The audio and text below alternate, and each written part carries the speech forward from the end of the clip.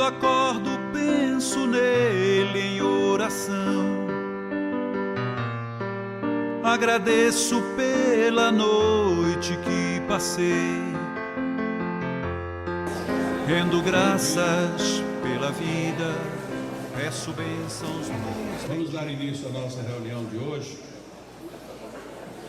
Antes, lembrando que no dia 5 de junho teremos um café cultural com uma banda que vem de São Paulo, chamada Bênção de Paz. E gostaríamos de que nós participássemos bem na divulgação e no comparecimento. Primeiro porque é uma banda muito especial, ela é a primeira vez que vem ao Nordeste, primeira vez que vem a Natal, e vale a pena porque é muito boa. E segundo, porque como é uma banda, o custo para eles virem é maior do que quando nós trazemos apenas um expositor. Então, além de estarmos oferecendo algo muito bom, é ideal que a gente também tenha uma boa participação. Então, contamos com o apoio de todos na divulgação, na aquisição de senhas. E nós não alteramos o preço, apesar do custo ter ficado muito alto. Até a quarta-feira que antecede o evento custa R$ 25 e depois disso R$ 28. Pode ser conseguido senhas para quem quiser revender com Fernando Carneiro, Fernando Marcelino, e também tem senhas lá na livraria e na lanchonete. Livro dos Espíritos, questão 961. Qual o sentimento que domina a maioria dos homens no momento da morte? A dúvida, o temor ou a esperança? A resposta é: a dúvida nos céticos empedernidos, o temor nos culpados, a esperança nos homens de bem. A resposta é extremamente sintética e objetiva, atendendo a uma pergunta também bem direcionada. Todos nós, de alguma forma, por algum motivo, temos sentimentos e apreensões em relação ao fenômeno da morte. Mas a pergunta de Allan Kardec foi bem clara. Qual é o sentimento maior? Dúvida, temor ou esperança? E quando o Espírito coloca a resposta no tom que colocou, não fica restrito apenas a uma palavra para definir cada situação, mas literalmente é um conjunto de situações emocionais. A dúvida prevalece naquele que é duvidoso, naquele que descrê de forma empedernida. O Espírito ter colocado esse outro adjetivo de forma empedernida nos deixa uma margem boa de segurança. Por quê? Porque tem pessoas que dizem que não creem, fingem que não creem, mas no fundo creem que há uma força superior a controlá-las, à qual ele também deve um comportamento, uma resposta, um posicionamento interior, psicológico, portanto emocional. Somente aqueles que simplesmente desacreditam de todo, esses vão entrar num regime de dúvida terrível, porque é o que se vê muito em relatos de pessoas que desencarnaram totalmente descrentes. É o espanto enorme que se encontram: como é que eu me matei e eu estou vivo? Como é que me mataram e eu continuo vivo? Como é que eu morri e eu não morri? Então, se eu não morri, o que é isso? Quem sou eu? Onde eu estou? Então as dúvidas, elas começam a se repetir, e por uma análise um tanto quanto superficial, mas real, de uma situação pós-morte, nós encontramos um reflexo psicológico que é extremamente danoso para o nosso posicionamento depois da vida. Se eu acredito que eu morri e não aceito que continuo vivo, eu me arremeto o tempo inteiro para os meus próprios restos mortais. Durante muito tempo isso era visto como uma condenação, como um castigo, como uma punição, quando na realidade tudo isto é o reflexo da nossa própria consciência. Os espíritos terem posicionado dessa forma para os duvidosos, ou que são os descrentes empedernidos, aqueles que não acreditam em nada. Como o nada não existe, você vai acreditar no fenômeno que lhe abraçou, e o fenômeno que o abraçou foi o fenômeno da morte. E é incrível como nesta situação nós entramos numa dependência monoideica, ou seja, só pensamos numa única coisa. E aí tanto vale se eu morri, se eu fui morto ou se eu me matei. A ideia é como não existe o nada, eu sinto que morri, mas eu não morri. E você fica o tempo inteiro se arremetendo à própria morte. Isso cria uma situação espiritual extremamente desastrosa e muitas vezes de uma duração um tanto quanto extensa. Apesar de que a duração, a extensão disso tudo, ela guarda muito de relatividade. E é fácil entendermos. Quando nós sofremos uma dor muito grande, seja ela física ou moral, a gente perde a noção do tempo. Olha, está doendo, mas está doendo muito. Desde quando? Aí eu não sei, já faz tanto tempo e às vezes faz 5 minutos, 10 minutos. A mesma pessoa ou outra pessoa, numa outra situação, diz a mesma frase se referindo a um sofrimento de 10 anos, de 20 anos. Então a gente percebe que essa sensação de perenidade, de eternidade, de grandiosidade no tempo, ela tem muita relação com a intimidade do sentimento. Portanto, a dúvida é algo a ser melhor esclarecido. Na questão anterior à que eu li, os Espíritos respondendo a Kardec, eles chegam a dizer assim, no final da resposta: melhor vos tornarias se nisso, ou seja, na objetividade da vida antes e pós-morte, melhor vos tornarias se pensasseis muito, muito mesmo sobre o assunto. Porque não é uma ideia mórbida, é uma ideia de lógica. Se nós começamos a pensar o que devemos fazer, já que amanhã nós teremos a resposta do que somos e do que pensamos, o melhor que nós temos a fazer é pensar melhor. Porque mesmo que eu pense no bem e não consiga praticá-lo, eu crio disposições psicológicas interiores para no momento em que isso tiver de acontecer, acontecerá. Porque eu já tenho uma matriz dentro de mim. É o mesmo que acontece quando nós estamos estudando alguma coisa, alguma escola, alguma faculdade. No início nós apenas aprendemos teorias e introjetamos teorias, tomamos um susto quando vamos nos deparar pela primeira vez com a prática, porque parece que a gente estudou uma coisa e vamos agora fazer outra, mas no exercício continuado da prática, de repente a gente começa a trazer de volta toda uma teoria que ficou aprisionada na alma, e ela agora se manifesta de uma maneira presente, eficiente e ativa na nossa prática. Se nós levarmos essas ideias para a própria vida e para o pós-vida, nós perceberemos que temos melhores condições de aportar no mundo espiritual sem essas dúvidas todas e sem todas essas situações. A segunda questão que o Espírito colocou, atendendo a proposta de Kardec, foi sobre o temor. O temor é a principal característica daqueles que daqui partem com a sensação de culpa. Os culpados. O que é culpa? Óbvio que isso daria debates de anos de estudo. Mas o que é culpa? Culpa é uma expressão de arrependimento ou de remorso ante alguma coisa que nós fizemos e que a nossa consciência diz que estava errado. Existem métodos para resolver isto? Sim. O perdão. Que perdão? O perdão numa das suas 3 vertentes, dependendo do caso onde a culpa se estabeleceu.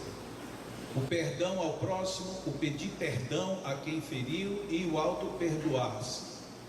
Auto-perdoar-se muitas vezes é confundido com ser bonzinho consigo mesmo, e não é bem essa a proposta. O auto-perdoar-se é você identificar os seus limites, reconhecer que falhou, que portanto você não teve um exercício de grande intencionalidade na sua feitura.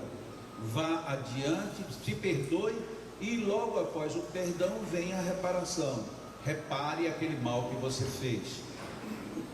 Ontem em nosso estudo, João lembrou um fato que ele viu na televisão, mas que eu não assisti, em que um juiz marcou um pênalti e o jogador que caiu e que teria sido o sofredor do pênalti foi ao juiz e disse: não marque o pênalti, eu simplesmente tropecei, não houve pênalti. E o juiz voltou atrás e desfez a marcação do pênalti. Aquele homem que toma uma atitude dessa, que eu não sei quem foi, como disse, não vi, ele, se não tem tomado essa decisão, talvez tivesse sido aplaudido por muitos, mas ficaria com uma sensação de culpa na sua própria mente, no seu coração. Muitos o julgam, mas que cara bobo, todo mundo faz isso. Outros dizem, ele quer ser melhor do que alguém. Não, ele simplesmente preferiu não levar essa culpa dentro de si. E pior, a culpa em princípio nem seria dele, seria de quem viu errado, mas ele sabia que estava errado, e ele preferiu sair da zona do erro. Se o juiz, apesar disso, quisesse continuar marcando, agora o erro era do juiz, já não era mais dele. E a sua certeza, a sua segurança foi tão grande que ele saiu da zona do erro. Então, apesar de discussões que ele fez errado ou fez certo, ele está de bem consigo mesmo. E estando de bem consigo mesmo, ele fica livre para fazer o que quiser. Nós temos uma sensação de muito medo, de terror, de pavor da morte, por conta do nosso acúmulo de equívocos, de erros, de precipitações. Aí nessa situação não tem muita saída. É se perdoar, é buscar o perdão. O padre Fábio de Mello, ele dá um exemplo bem rico quando ele diz: não existe um gesto mais nobre na vida do que abraçar aquele que não merece o abraço. É desconcertante. E de fato é desconcertante. Você sabe que você está certo, você sabe que o outro errou, você sabe que o outro não quer falar com você, mas você olha para ele e diz: eu quero te dar um abraço. E você vai dar um abraço e você desmonta absolutamente toda a estrutura. Por que isso? Porque a sensação de culpa passa. Porque ainda que eu diga eu não tenho culpa porque eu estou certo, você está certo, mas o outro está guardando uma mágoa muito forte. E essa mágoa vibra contra você. Isto não é bom. Então o melhor que temos a fazer é, não importa, eu sou o culpado ou eu sou a vítima. Se associe ao bem. Ajunte-se novamente com aquele, ou como sugeriu o padre Fábio de Mello, dá um abraço, e com esse abraço a gente vai superar às vezes anos, muitas situações de tormentos.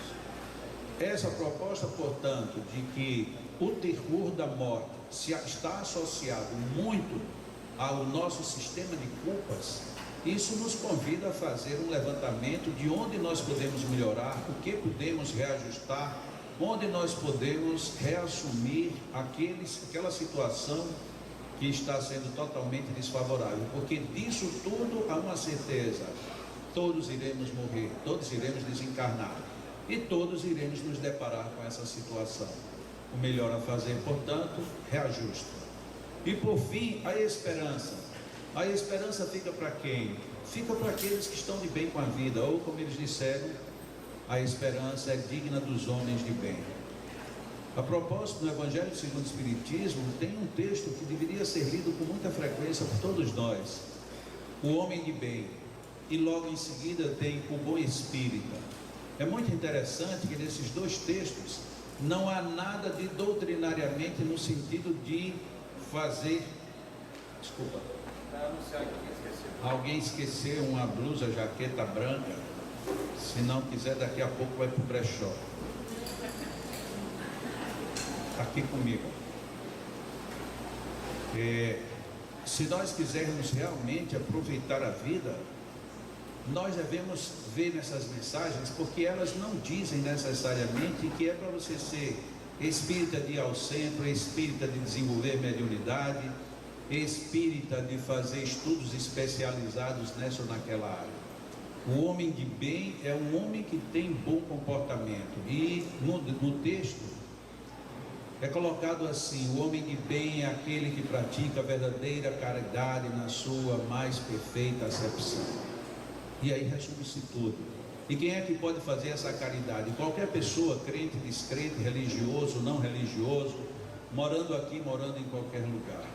Eu acho muito legal, muito notável mesmo a doutrina espírita, entre outras coisas, por esses aspectos. O aspecto de que a doutrina espírita ela se coloca de forma natural dentro de um padrão totalmente universal. Não é uma doutrina que quer que todo mundo venha para o seu redil, não é uma doutrina que diz que só ela salva.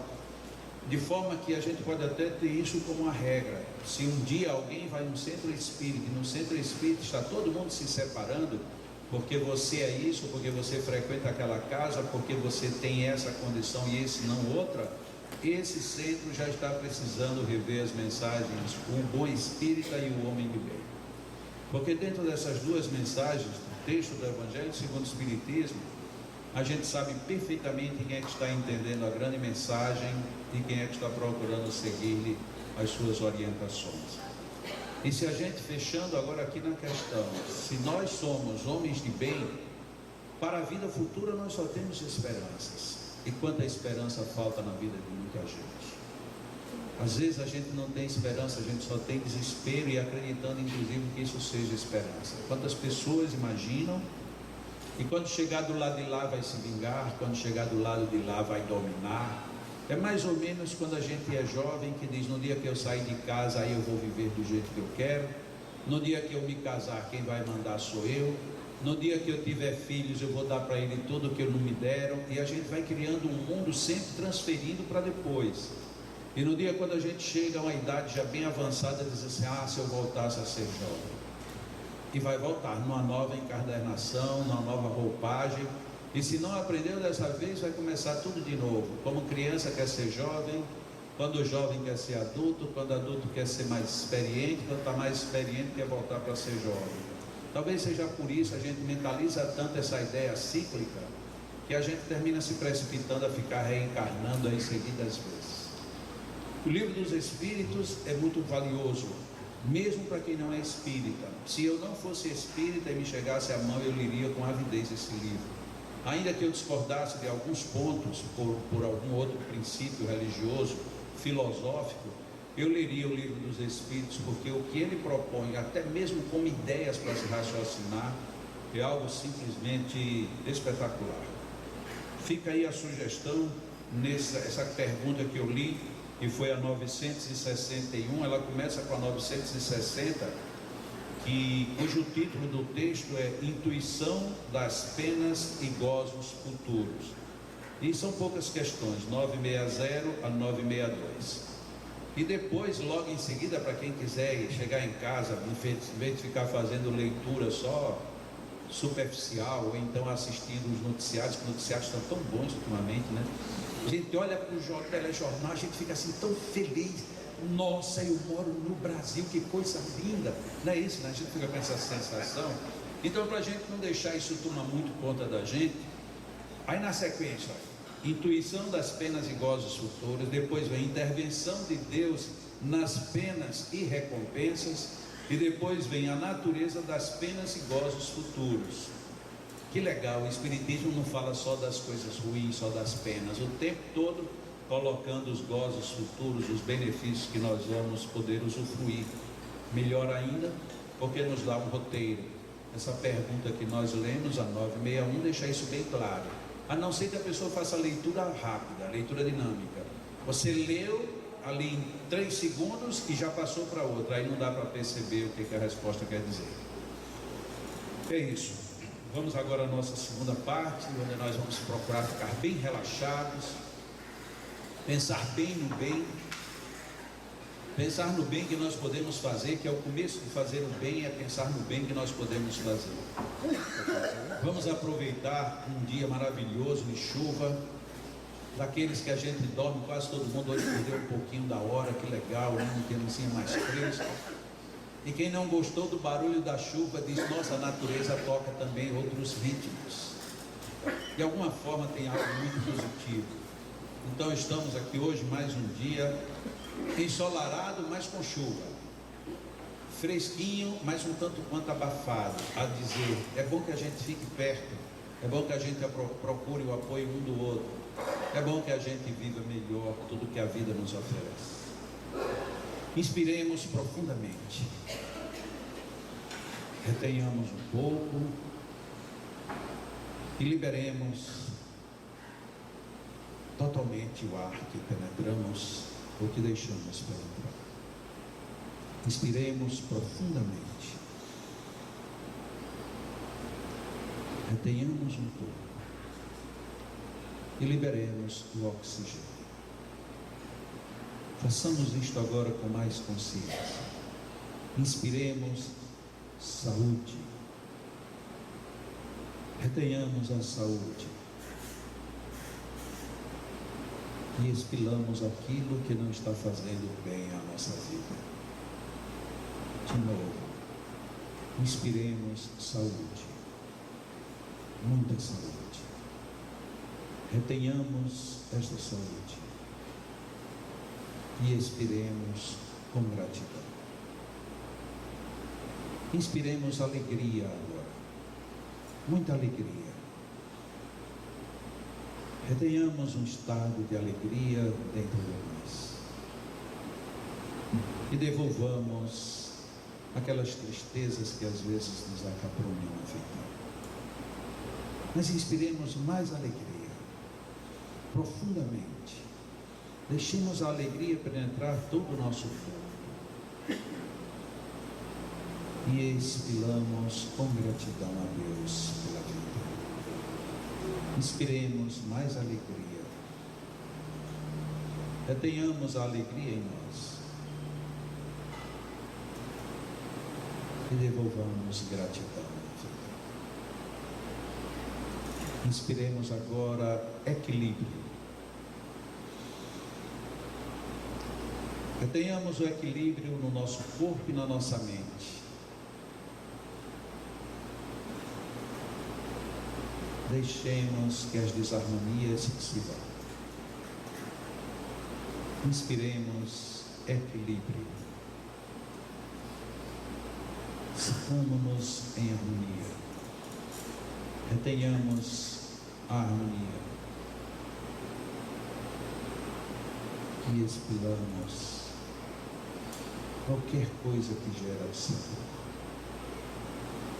Pensemos agora em Jesus, aquela figura sublime que veio ao mundo para nos deixar grandes ensinamentos. Mas pensemos também na figura de Allan Kardec, que também foi outro espírito luminoso que veio nos trazer reflexões profundas, dando-nos a oportunidade de sermos maiores aqui ou em outras vidas. Meditemos nos grandes vultos da humanidade que igualmente trouxeram para nós lições imortais, bênçãos infinitas, suavidade para nossos corações. Jesus, Kardec, tantos espíritos bons, estejam conosco mais uma vez. Estamos buscando sintonia com o que há de melhor, com o que há de mais elevado, a fim de que comunguemos também com estas vibrações, que serão as vibrações dos homens de bem, de hoje e de sempre, aqui no além. Que tenhamos serenidade interior para alcançar ondas, faixas, vibrações, frequências melhor apropriadas para uma melhor vida. Jesus, Mestre amado, que te encontremos, que te busquemos, que te tenhamos em nós. Inspiremos este clima de harmonia profundamente. Retenhamos essa frequência, esta onda harmoniosa. E expiramos com equilíbrio. E enquanto inspiramos de novo profundamente, percebamos que isto traz cura. Cura para a mente, cura para o corpo, cura para os nossos estados psíquicos. e expiremos sempre com gratidão. Os nossos magnetizadores energizam o nosso ambiente com os seus fluidos magnéticos. O mundo espiritual já vem preparando o nosso ambiente há tempos. É por isso que muita gente, quando chega aqui neste salão, percebem que há um clima diferenciado. Há toda uma energética envolvente que nos deixa um tanto quanto em êxtase. Tudo isto por fruto do trabalho de espíritos benevolentes que nos auxiliam. E contando também com o auxílio magnético desses trabalhadores, amigos muito queridos, que se dedicam a virem ao Leão para nos favorecerem com suas energias. E em gratidão a Deus por tudo, pensemos todos neste momento: Deus, abençoa estes magnetizadores, ajuda-os, fortalece-os no bem, dá-lhes sempre bom ânimo, para que eles estejam aqui conosco todas as semanas, favorecendo-nos com o seu carinho, com o seu saber, com a sua fraternidade e com os seus bons filhos. E agradecemos também aos amigos espirituais que aqui igualmente estão desde longas datas preparando-nos o ambiente, desde longas horas saturando para que tudo fique no melhor diapasão, desde sempre conosco, permitindo-nos viver estas sensações agradáveis que conseguimos introjetar em nós mesmos. Aproveitemos estes momentos, ouçamos a canção do divino, que é inaudível para quem não se concentra, mas que é perfeitamente audível para todo aquele que percebe a fluência dessas ondas energéticas a nos envolver a alma, o corpo, a mente e o coração. Deixemos-nos envolver, inspirando mais uma vez profundamente, retendo em nós estas energias, pedindo ao Pai que elas sejam dirigidas para onde são mais necessárias, e expiremos com gratidão. Os nossos magnetizadores vão agora magnetizar nossas almas, e nós ficaremos aqui repetindo de nós para conosco: gratidão à vida, gratidão ao Pai, propósitos do bem, propósitos de renovar as ideias e as ações no bem, e nos estruturarmos para hoje daqui sairmos renovados, fortalecidos, auxiliados e com condições de vivermos melhor, ajudando melhor em nome de Deus. Permaneçamos em oração, pelo menos até que se termine a aplicação do magnetismo às almas.